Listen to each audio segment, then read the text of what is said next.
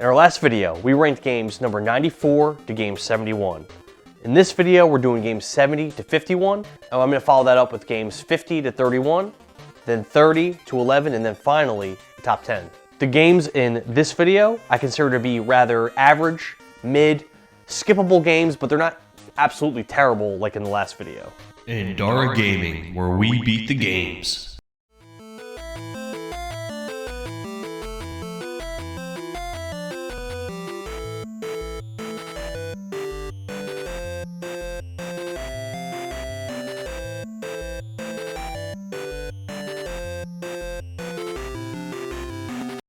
But the problem is, you have it's so unforgiving.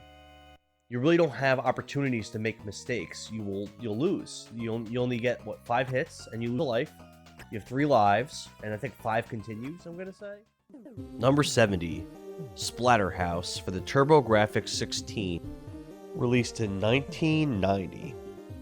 Splatterhouse is a beat-em-up survival horror game, and I remember seeing an ad for it in comic books as a little tyke. The gore level was considered high for when this title was released. This is a short game, especially if you could beat it with minimal deaths. This was one of those games that had a lot of mostly fair challenge. I enjoy these types of games, and they call these NES hard games. I'm sure for its time, Splatterhouse was groundbreaking and awesome. That being said, the gore level, compared to games nowadays, is pretty underwhelming, and the beat-em-up combat mechanics aren't quite as satisfying as other games, even games from that era like Double Dragon 2 or the later released Streets of Rage 2. Nice. You're getting hit there. Yeah, you're getting hit there. So you only really got this, and it was a little crappier than the TurboGrafx version, but this version actually gives you a little bit more. So you got that evil mansion. Now here you actually get to see Rick and Jenny running into the house. They go in, and you hear Jenny scream. And now you actually get the Mask of Terror taking over Rick's spot. Number 69, Splatterhouse, released in 1988 for the arcades. I rated the arcade version slightly higher than the TurboGrafx version. They are essentially the exact same game, with a few small differences, almost all of which are in the arcade version's favor. The sound and graphics of the arcade version are better, the sound considerably so, not counting the crappy sound effect for the shotgun. The arcade version has more stuff in the foreground and background, extra special effects, and a few extras in the intro and ending. The Stage 5 boss in the TurboGrafx version could be juggled up in the air and easily whooped up on until she reaches her third and final form. But the boss fight feels a lot more proper in the arcade version and more difficult. Let's go, last transformation. Let's go, let's go, let's go. Let's see what he does. Long jump. The only nod that I'll give to the TurboGrafx version is that in that version, you have 5 health instead of the meager 4 health that you rock in the arcades. In my opinion, 4 health is a bit too low and makes this already difficult title feel unfair at times. That's it. That's it. Oh, this is a lot cooler than the TurboGrafx version. What do we have here? It's Castle Grayskull.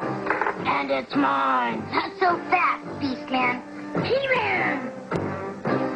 You can pit He-Man against Beastman, playing for the power of Castle Grayskull. You have to put the castle together. Beastman's escaping. What's wrong, Dad? Number 68, He-Man, Masters of the Universe, released for the Intellivision in 1983. He-Man, Masters of the Universe is an action game developed by Mattel. You play as He-Man as he takes on his nemesis, Skeletor. Kind of. Games on this console are generally not that enjoyable to play. I did enjoy the variety of stages in this title, and it almost felt like 2 separate games on one cartridge. You have a horizontal shooter section, although a lame one, and a side-scrolling section where you have to avoid obstacles to get to the end. I did a full review of this game, which is also found on this channel.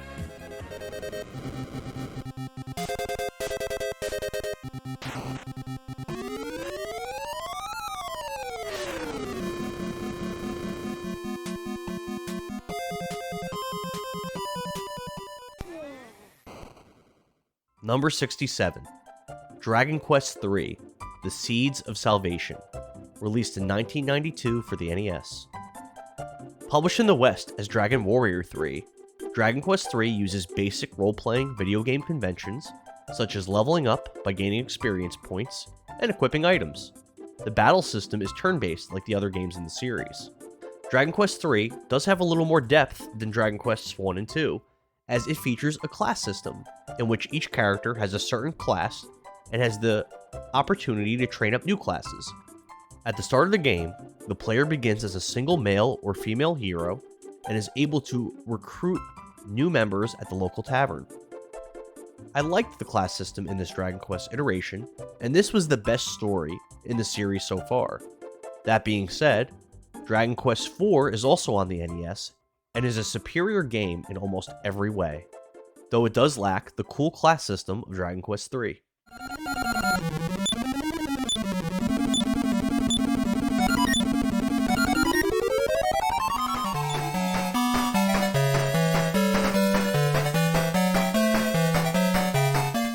Number 66, Haley Wars for the Game Gear.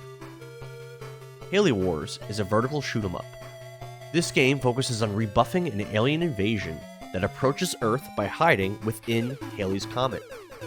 Halley's Comet was last observable to the naked eye in 1986, which inspired the development of the original arcade game. Though the game is a vertical scrolling shooter, it had an interesting gimmick. The player had to prevent too many enemies from leaving the bottom of the screen. Each enemy that got past the player's ship would then head on to Earth and cause damage to the planet. So minimizing this number was a necessary condition for victory. Comets did more damage than the enemy ships did. If Earth's damage level reached 100%, the game would end. For every 2,000 points you scored, 1% of Earth's damage would be repaired. I found this game to be a pretty forgettable vertical shooter. I did have fun with it, but I beat it in a single short session. Nothing really stood out in particular, and I probably won't ever play this game again. I've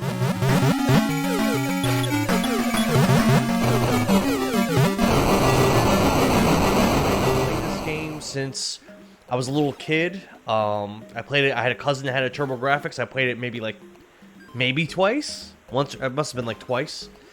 This was one of the few games that I played, and I remember liking it a lot back then. We'll see how it holds up.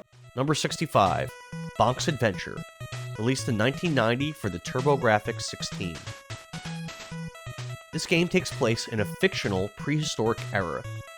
Its protagonist is Bonk, a strong and bald cave boy who battles dinosaurs and other prehistoric enemies. Bonk's mission is to rescue Princess Za, who has been kidnapped by the evil King Drool. Bonk attacks enemies by bonking them with his large and invincible forehead. The controls in this game felt great, even better than the sequel, which I rated as a better game. I really enjoyed juggling enemies in the air for eternity, or chaining together a barrage of headbutt drivers on bosses. That being said, there wasn't much challenge in this title until the boss gauntlet at the end of the game. The difficulty curve at the end spiked dramatically, to the point of being unfair and unfun. I actually had to practice this game over the course of some number of days to be able to beat this boss gauntlet. The final boss took me many tries to beat, but I was eventually able to do it.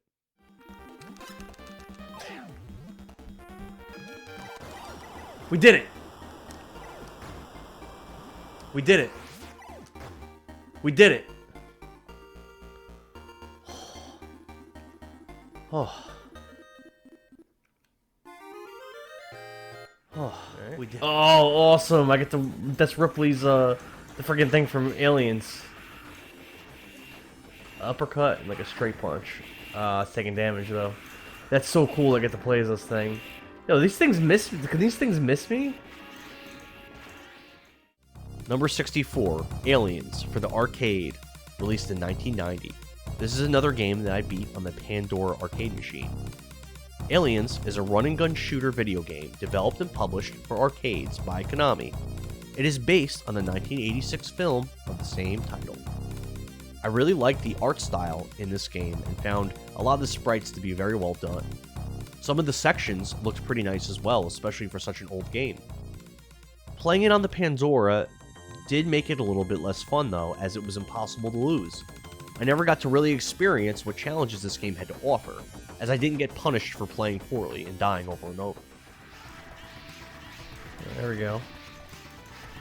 Whoa. Oh, I think I throw it in that thing, just like in the movie. Oh, that's so cool. That's so cool.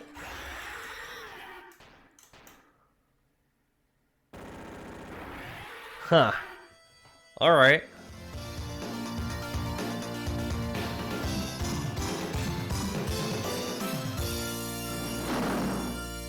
Air Garrett blows your socks off. Number 63. Ear Gallet, released in 1996 for the arcades. Ear Gallet is a vertical scrolling shooter arcade game, published by Banpresto.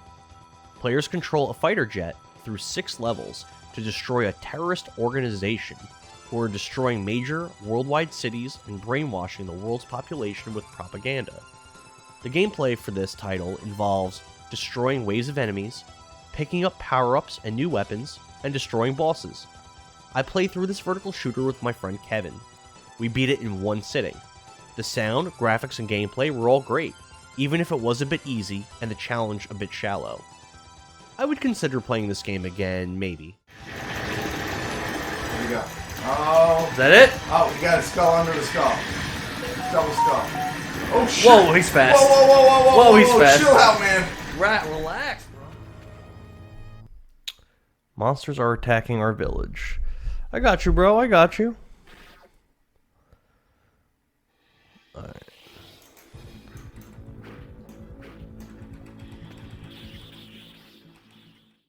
Number 62. Cross Swords, released in 1991 for the arcades. Cross Swords is a hack-and-slash action RPG arcade game developed by Alpha Denshi and published by SNK. The game allowed cooperative gameplay with up to 2 players on the same screen. Only the player characters' silhouettes are visible on screen as wireframe models, much like the Punch-Out arcade game. I really enjoyed this on-rails, first-person sword-fighting game. With limited continues and a second player, I bet this would have been an absolute blast. But again, we were playing this on the Pandora arcade, so it was basically impossible to lose. There was a sequel to this game that's pre-installed on my Super Console X Pro. I think I might give that a shot soon and check it out. I died a lot in this game, by the way, especially as I reached the end. The monster Nausees. Did I ever face Nausees? Was that the boss? I don't think so. I don't know. I don't remember. So there are names for the enemies at the top, but the way that the Pandora set this game up, you can't see what the names are, so it's unfortunate.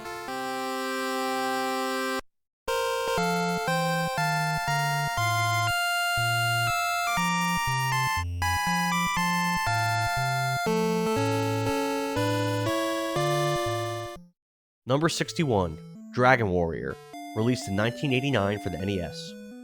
Dragon Quest, also known as Dragon Warrior, is a role-playing video game developed by Chunsoft. It was released by Enix and is the first game in the Dragon Quest video game series. In this title, the player controls the hero character, who is charged with saving the kingdom of Alefgard and rescuing its princess from the evil Dragon Lord. Dragon Warrior's story became the second part in a trilogy. Dragon Quest was created by Yuji Horii, inspired by previous role-playing games such as Wizardry, Ultima, and his own 1983 game, The Portopia Serial Murder Case. The first Dragon Quest game is very basic, without much actual content. Most of the short game is spent grinding to get strong enough to make it through to the next area, and there are very few areas. Despite this, I actually enjoyed this title. You only get one party member, but any increase in power that you get makes a huge difference in your combat potential.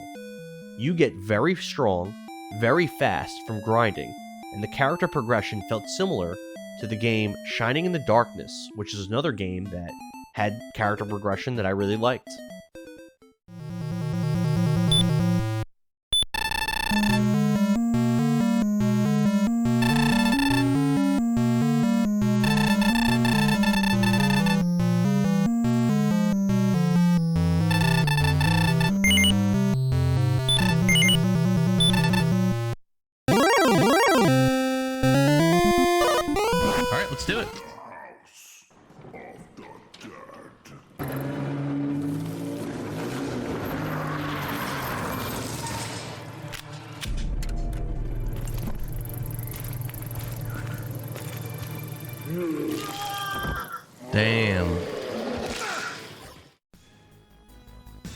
Number 60, The House of the Dead Remake, released in 2022 for the Nintendo Switch.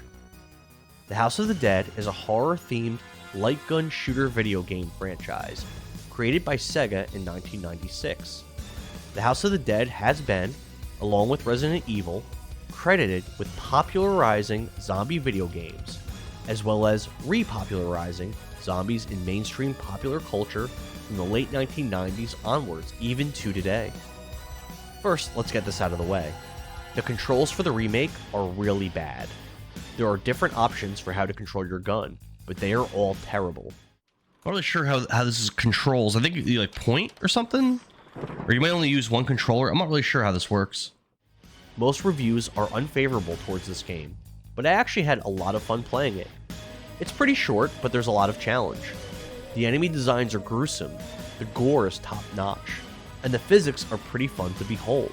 Specifically, splattering zombie bodies and juggling them all over the place with your gun. I had a bit of nostalgia for this one as I loved the arcade game. I considered buying the Sega Saturn port for big money a few years ago, but I don't have a CRT, so there would have been no way for me to have really played it. I'm glad this remake came out for modern consoles though. I'd say that this game is worth a play, especially in co-op mode.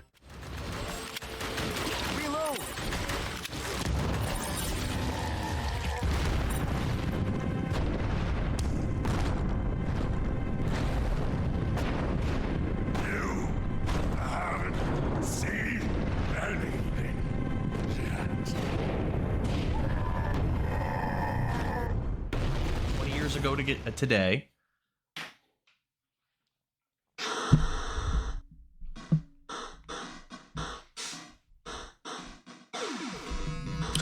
Lucasfilms.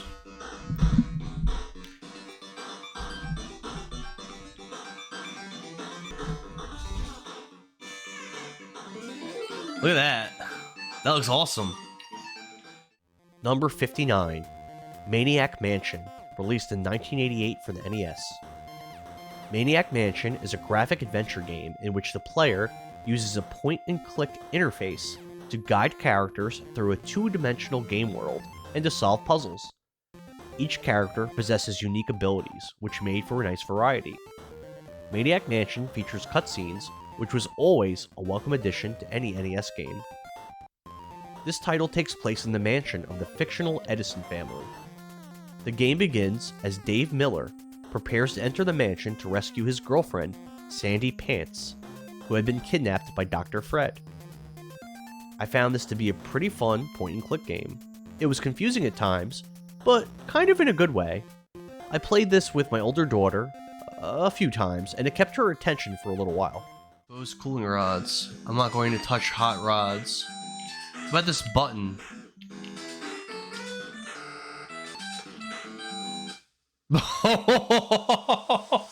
We just blew up the house. In a way, we beat the game. In a way, we killed the bad guys. The house and everyone within a 5-mile radius. That's awesome.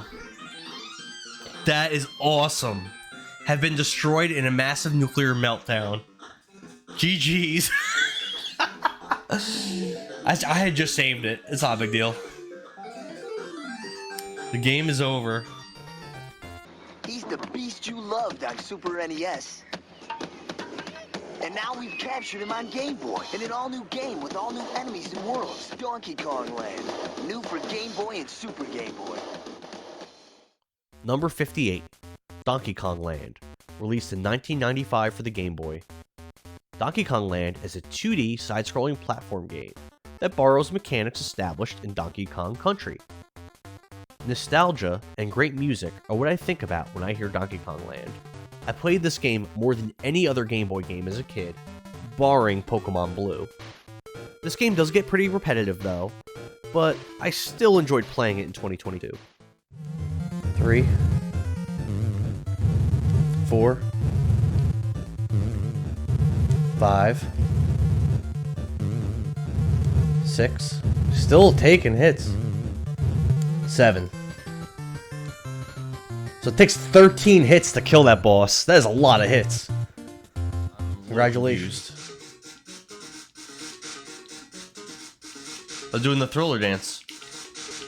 May I need to like do what they're doing? I don't know. Oh no, I think he's gonna fight me now. Number 57, Splatterhouse Wampaku Graffiti, released in 1989 for the Famicom. This game is a parody of the arcade game Splatterhouse. It takes a comical approach to its presentation, parodying horror movies and incorporating pop culture references. This was a short game, but it had a cool atmosphere and a nice variety of enemies. I had a good time with this one, but I would have liked to see some more variety with the weapons. You see, you start with an axe and you can get a shotgun, but that's it. And the shotgun is really rare and only holds 10 rounds. Every time you fire the shotgun, it knocks you back, which can be really dangerous during platforming.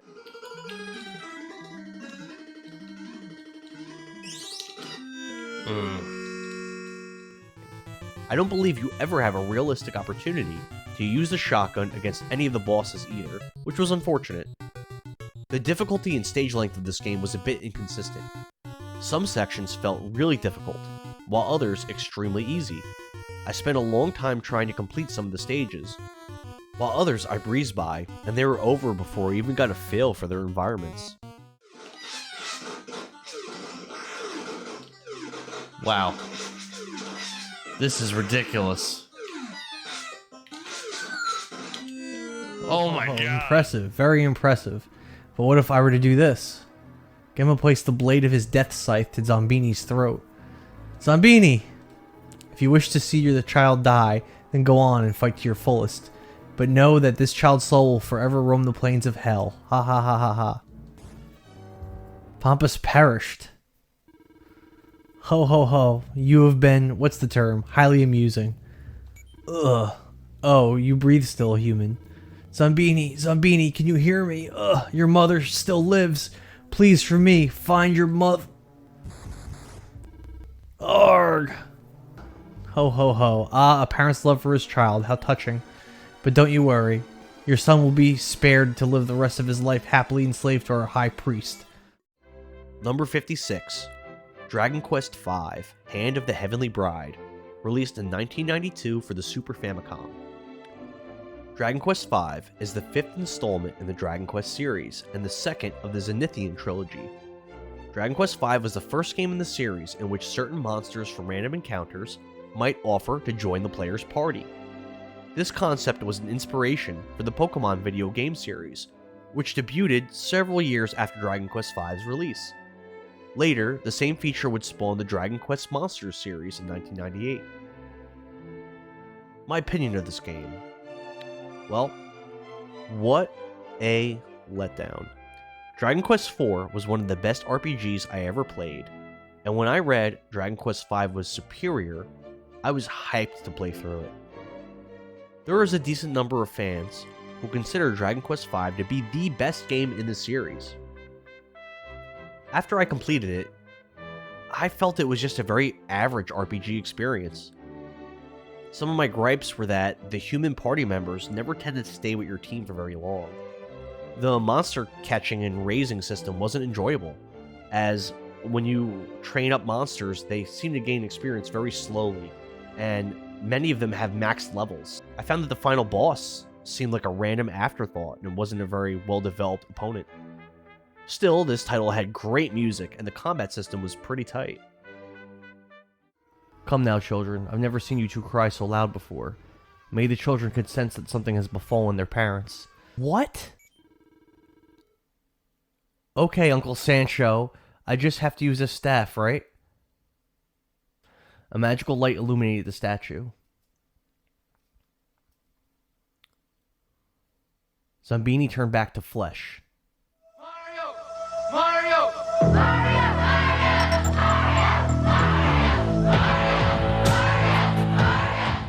Number 55, Super Mario Bros., released in 1986 for the NES.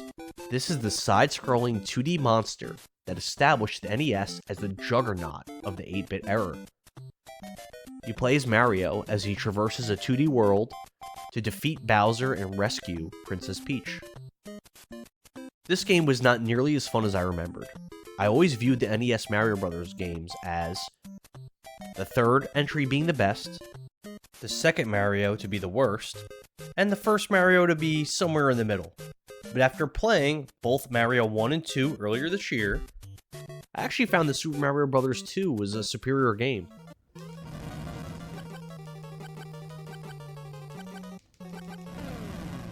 Oh my god! Yes! Did it. Did it! Oh god.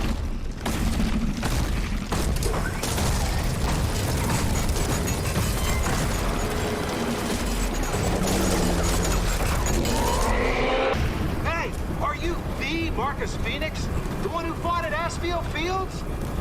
Yep. Wow, cool! Don't know what that means, but Not I guess really. it's significant. Number 54, Gears of War Ultimate Edition, released in 2015 for the Xbox One. Gears of War Ultimate Edition is a science fiction third-person shooter video game. It is a remastered edition of the 2006 video game Gears of War, which was the first installment of the Gears of War series. I was happy that I finally beat the first Gears of War game. I had made it far into the 360 version years ago with my wife's cousin, but I never completed it. I enjoyed this game overall, but I struggled to get used to the controls. The story was okay, but it was nothing spectacular.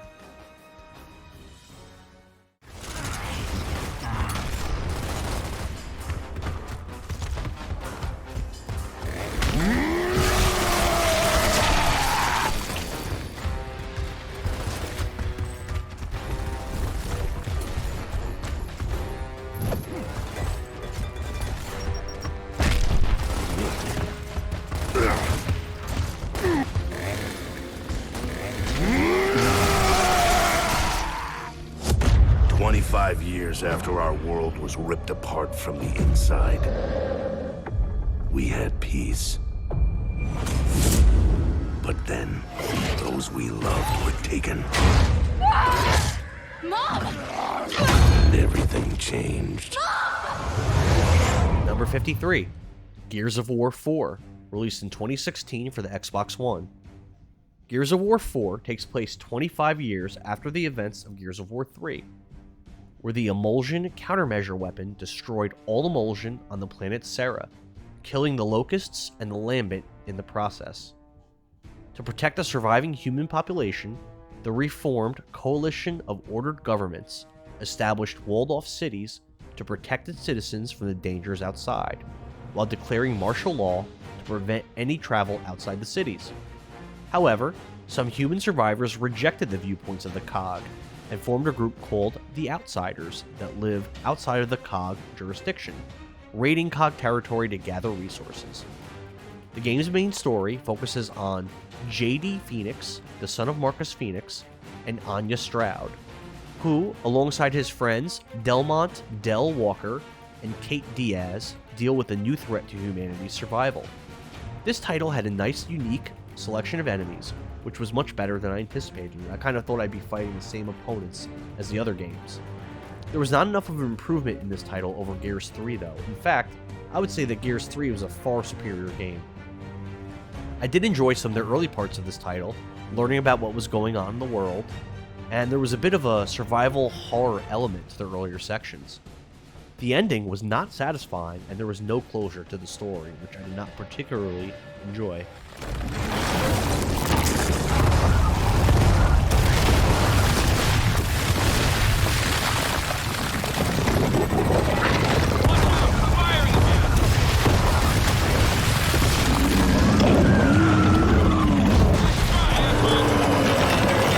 Yeah! I never knew her. It's beautiful.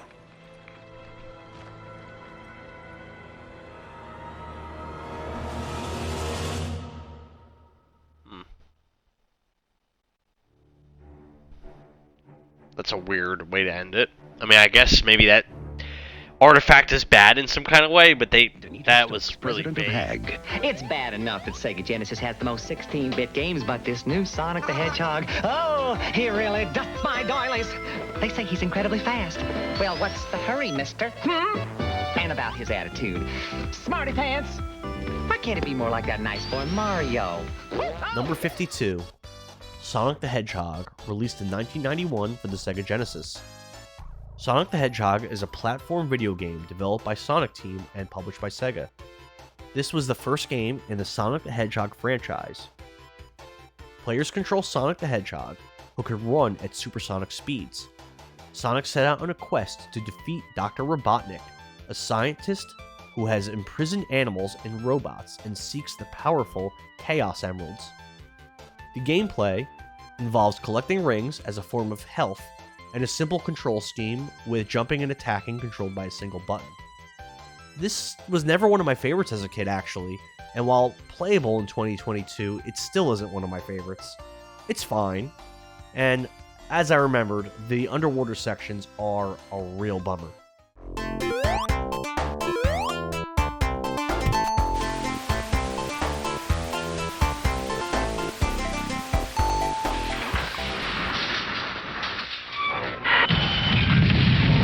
Magneto has arrived, only in X-Men 2 for Sega Genesis. Now 2 can play the most mutant heroes and Magneto. Number 51. X-Men 2 Clone Wars, released in 1995 for the Sega Genesis. X-Men 2 Clone Wars is a platform video game developed by Head Games and released by Sega of America as a sequel to the 1993 game X-Men. The game is based on the adventures of the Marvel Comics team, the X-Men. Each character has a mutant attack power that can be used in combat. Unlike the preceding game, there is no energy bar that limits the amount of mutant attack powers that a player can use, which I definitely appreciated going on from the first game. In addition to these attack powers, each character has several lesser abilities, maneuvers, and quirks, which make the gameplay a different experience with each character. This game is based on the current story at the time from the comics. The plot is narrated through the Cerebro and Professor X's communication with each other. Cerebro detects that the techno-organic alien race known as the Phalanx have returned and have contaminated a Sentinel manufacturing facility. Learning this, Professor X sends the X-Men to destroy the Phalanx virus. I remember beating this game many times as a child and finding it pretty easy. I'm not sure what happened, but this was brutally hard to get through last year. I struggled and struggled to beat this title.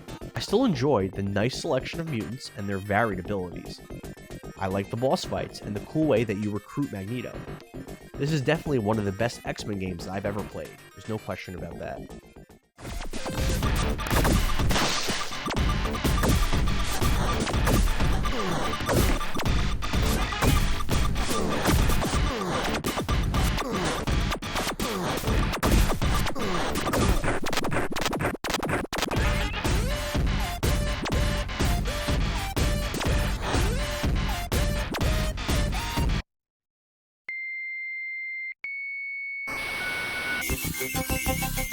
Guys, thanks for watching part 2 of my series, and keep an eye out for part 3, which should be coming out pretty soon. Smash the like and subscribe button to keep up with all the stuff coming out on Endara Gaming, and let's beat some games together in 2023.